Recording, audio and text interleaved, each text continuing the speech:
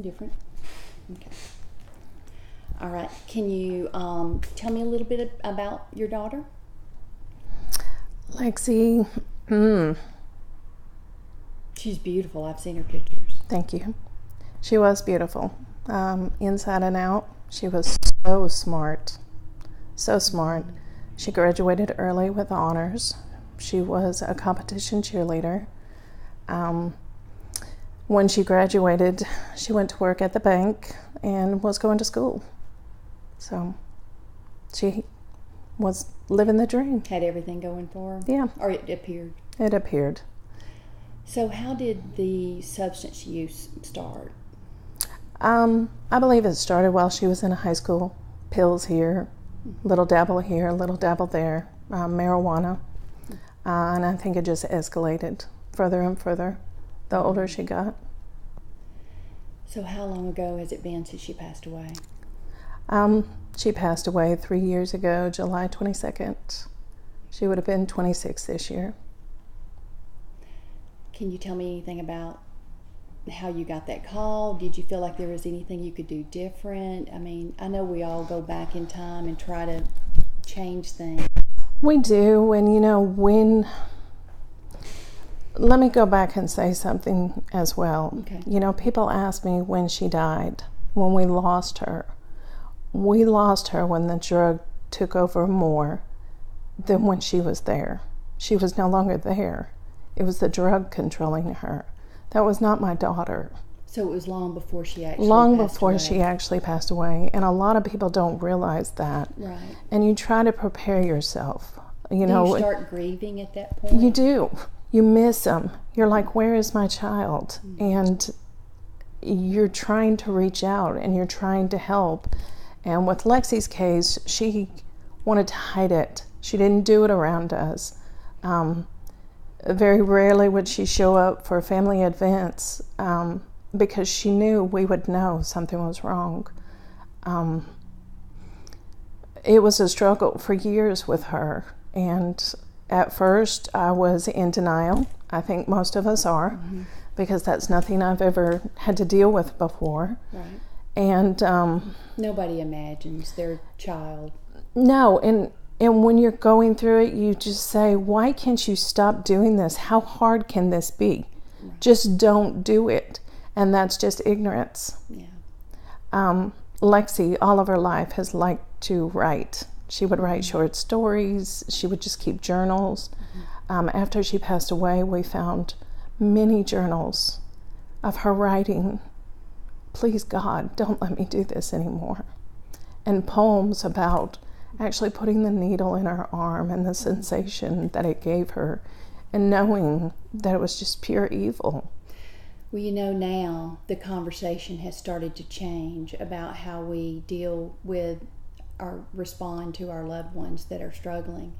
And instead of the detachment and allowing them to hit bottom or waiting on that proverbial bottom, it's a lot more leaning toward compassion and loving them. And it does sound like she was struggling. And for her to be isolated from you wouldn't have helped at that time. It doesn't sound like. But you did say that she was in jail at one time, and a lot of parents are dismayed at that. They are, and when it occurred, she had met up with an old boyfriend who was a known drug user, and Lacey had always kept it away from the house, always, never come around the house that way. Well, when she hooked up with this old boyfriend, they actually broke into the house and stole money. And my husband happened to be coming home at that time, and caught them in the house. And we actually had an opportunity to have her arrested and get her off the streets. And a lot of people said, I could never do it. I could have never done that. How could you have done that? Well, you're saving their life.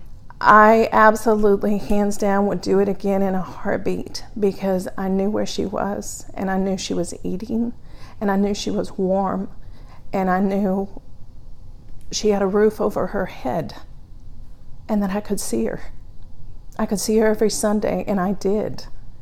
And the longer she was in there, the more I saw my daughter come around. my daughter was back. So her brain started to heal. Yes. Right. Yes. And it was difficult. I'm not saying it's easy. Yeah. It's not. But it was much easier than watching her live out of her car. So that would be some advice you might give parents, is to maybe allow them to be incarcerated if necessary. Absolutely. At least you know where they are. Right. And that they're protected. Right. On the streets, there is no protection. And there's nobody out there looking out for them. Right. These friends that they call, they're not their friends. Right. They were never their friends. And they're not in the state of mind to make good decisions at that point. No, they're not. No, they're not. You can't wait for them to come around because they're under the influence. Absolutely. Well, is there any advice you would give to people like myself once I see you? Of course, I gave you a big hug because I'm a mom too, and my son is struggling in and out of recovery.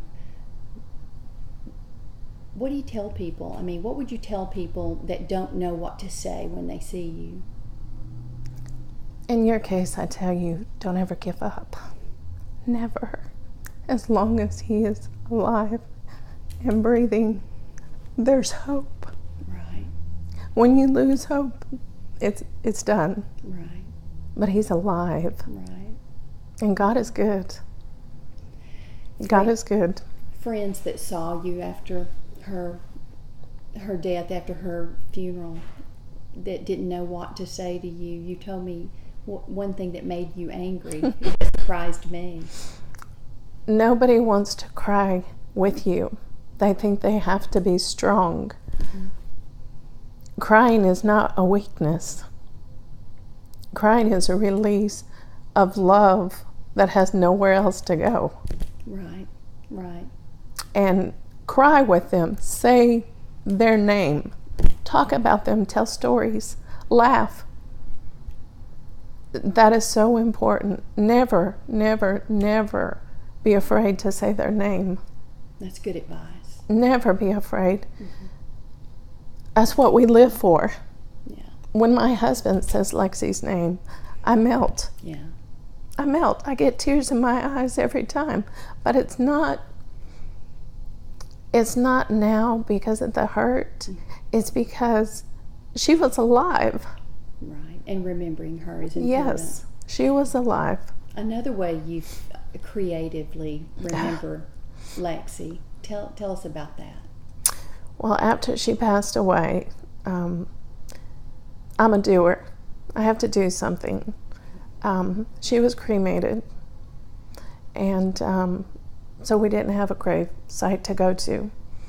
And we made a garden on the side of the house that has a beautiful bottle tree and plants and just pretty things. And it has a bench in it that I sit on. And I talk to her.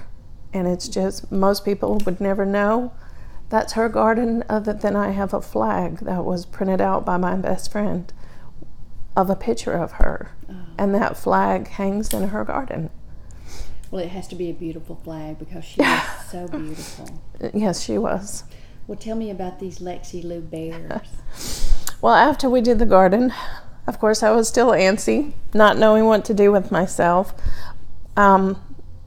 We had so many clothes left over from her. And this was after people came and, got what they wanted. I opened it up to her friends. If you want it, take it. She would want you to have it. But there was so much clothes left over. And I'm not one to store it away so I can pull it out and cry over it later. Right. That's not who I am. So I marched my tail up to Walmart and I got a bear pattern. A teddy bear pattern. A teddy bear pattern. And me and my best friend and my mom started making Lexi bears. And this was made specifically out of her clothing, different pieces of clothing. Mm-hmm. And we would make bears and stuff them. And first it started out just family members. And then more and more people wanted them. And then people found out they weren't part of our family, that I had lost loved ones. And they wanted us to make them for them. How sweet. So we do. And it is an honor to make these bears from mothers that have lost their children, or a husband that's lost their wife, or children that have lost their mom or dad. Because it affects us all. It does. It does. And to hold the bear and hug it and just... It's got a little bit of Lexi in it. Yes. Yes, it does. And so she's able to live on and comfort others. Yes. I want people to know they are not alone. There are people out there that are experiencing this every day, and especially with drug overdoses. It is a hidden secret. Families don't want to talk about it, and that's not helping anyone. If you actually opened up and talked about it, you would be shocked, the people that actually open up and talk, that they don't want to talk about it, that they've never talked about it. Well, that's why this event is so important to us. Yes. Is that we as board members were just like you and felt alone and stigmatized, isolated. Yes. And then we found each other. Yes. And then we come up with these events so that other people can introduce themselves to each other. And the community grows and the stigma will lift. Yes. We hope. That's our hope. Well, I know last year when I caught wind of this event, I was scared. I had not publicly come out and said my daughter died of a drug overdose. I didn't. I wouldn't. Again, the secrets, and let's not talk about it. But that event, we made shirts for that event. And when we ordered shirts, we had over 60 shirts that were ordered. And when we showed up for that event in her shirts, I said, no more keeping quiet. People need to know. I don't want another family to lose somebody. Because you stayed silent. Because I stay silent. Right. I want them to know these are not cockroaches. These are our loved ones. These are people that are so mixed up in this, they feel there is no hope. There's no way out. Never stop loving them. Never stop telling them you love them. They already have guilt. Yeah. They already feel the burden. They know what they're doing to their family. There is a way out. There is a way. We're going to find it. Yeah. We're going to talk about it. And we're not going to let one more pass. Not one more. That's wonderful. Thank you so much for spending this time. Are you going to have T-shirts again this year? Yes. What should we look for? Hot pink again. Hot pink? That is our signature. It's beautiful too. Thank you. Thank you. All right. Thanks for spending this time with us.